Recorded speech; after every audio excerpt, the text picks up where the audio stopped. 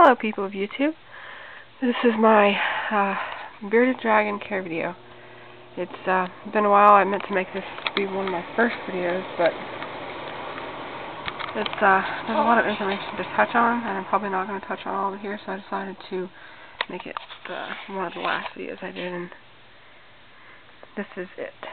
I just cleaned his tank. I just took out some, I always take the poo out right as soon as I see it, but sometimes I miss a few pieces, so I have to sort of use my fishnet and dig around in the sand a little bit. And Sobe was refusing to stay in his tank earlier, so I had him out. But he looks like he wants to go in, so if you'll excuse me, I'll put this down for a second. Great. Set it on top of a box, so that way maybe you can still see. Let's see. There. You'll be able to see. Good.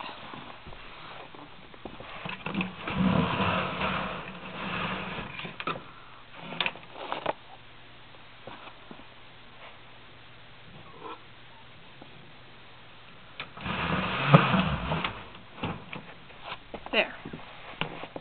Alright.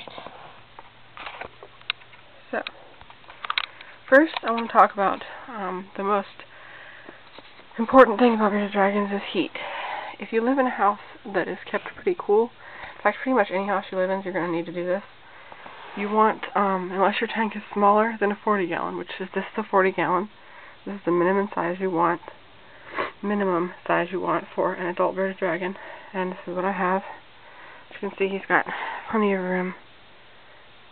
But I use one tight beam I think it's called Day Glow bulb, 75 watt, and one 100 watt red night glow bulb.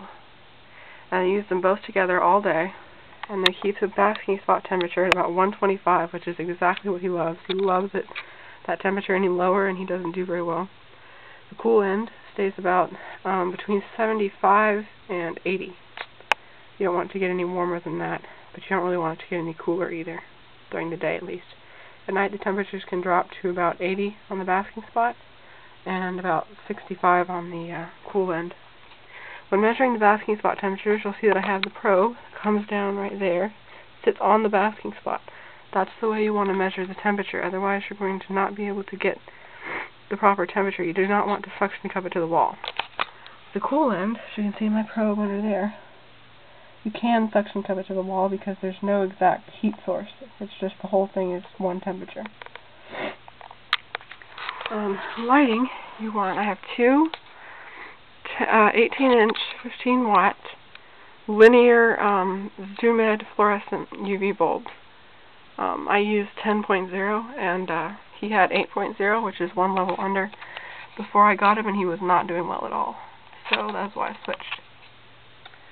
Substrate, most people will tell you never to use sand. I never used sand for a while. I used newspaper and slate tiles, which is what these tiles are. It's slate. And they keep his nails trimmed. You don't really have to cut them if you have slate in the tank. They keep them short enough, like a giant nail file. And no matter what your substrate is, I recommend having slate tiles in your tank. Don't use calcium sand, but Repti sand, which is quartz sand, is safe. But only for a dragon that is 10 inches or longer. Sobe's 19 inches, and he's never had a problem with impaction. And if you disagree with me, then just don't use sand. You don't have to, it's not like a requirement. Although I tell you, he does really love it, and he digs all the time. He digs in that corner, he digs in this corner, and he digs right in the middle, and he really loves it. Feeding, you want to feed them about 6 or 7 crickets every other day, and then the days that you aren't feeding crickets, you want to offer vegetables. If you want to know what kind of veggies to feed, go to reptileuv.com and click on their care lists, and the bearded dragon one has a whole big list of safe plants that he really loves. He particularly loves collard greens, mustard greens, a little bit of Swiss chard now and then, and stuff like that. And blueberries are his favorite. They're only a treat. So if you want to use sand, you can use this kind of sand. It's safe. I recommend mixing though the red and the white.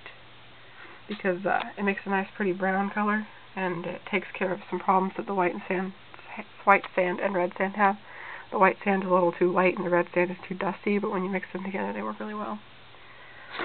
As I said before, the 40 gallon is the minimum size. You don't want to go any smaller than that for an adult, but you do want to start out with a smaller tank as a baby. You can start out with about a 20 gallon tank if you want to. Or you can just put a divider in the tank. Furnishings, that's actually one of those little PetSmart huts. I have it backwards because he doesn't fit in it anymore. So that way now it's just a rock. I use a Repti hammock. He loves that. During the warmer days when it's warm in the house and the tank gets a little too warm, he likes to sit in his hammock. I have this little wooden hut. He really likes that. I have a fake plant. He doesn't really care about the fake plant. He doesn't pay attention to it. He does climb on it every now and then, though. And I always recommend slate tiles because I haven't had to clip his nails in years, and as you can possibly see, I don't know how well you can see, but they're not long at all. They're perfect length. Water, as you can see, I don't have a water dish. That's only because I'm washing it right now, not because I don't recommend it. I do recommend having a small water dish. In fact, this is the water dish I use. Right there. So, you can use one bigger. I think it's probably a better idea, especially if you're going to leave somewhere. This is the food dish that I use for veggies. It's very shallow, but it works really well. It's from Exoterra. The bulbs I use are the heat glow bulb, excuse me, and sun glow bulb. I always recommend keeping spare bulbs for anything that you use except for ceramic heat emitter. You really don't need that. They last a long time. At night I use a ceramic heat emitter, 100 watt ceramic heat emitter. Keeps the tank at a perfect temperature. This is a book that I really recommend. It's a really good book. You can find it at PetSmart. I also, like I've said in my other care videos, recommend getting a 3-ring binder. This is my 3-ring binder that I made online. And putting all your stuff in it. This is the Reptile UV Safe Plant List. This is some care sheets that I printed out. You want to print out care sheets. It's a lot cheaper to do. You can also do a price list, so you know about how much everything will cost. This is what I thought would be the total cost for Bearded Dragon, and I was right. It was around about that price, but I had to take him to the vet, so it ended up being a lot more than that. But you can make a price list like that. Other than that, that's pretty much all you need to know. You do want to mist them every now and then, not the tank. Just take him out of the tank and put him on a towel and mist him a little bit. And they really seem to enjoy that. The heat pad, by the way, on the back of the tank is broken. It doesn't work. If you're going to use a heat pad, I recommend using a thermostat with it. If you're not going to invest in a thermostat, then do not use a heat pad. They are dangerous without a thermostat. So, that's all I have to say. Hope you enjoyed. If you have any questions, comments, requests, or if I didn't touch on something that you want to know about, comment on the video and I will get back to you as soon as I have the answer to your question. Oh, one more thing. Always use digital gauges. Digital gauges with a probe. Never the little round gauges. They don't work very well. They're usually about 14 degrees off in their temperature, which can be a pretty bad thing. So thanks for watching. Comment, subscribe, and I will make more later. Bye.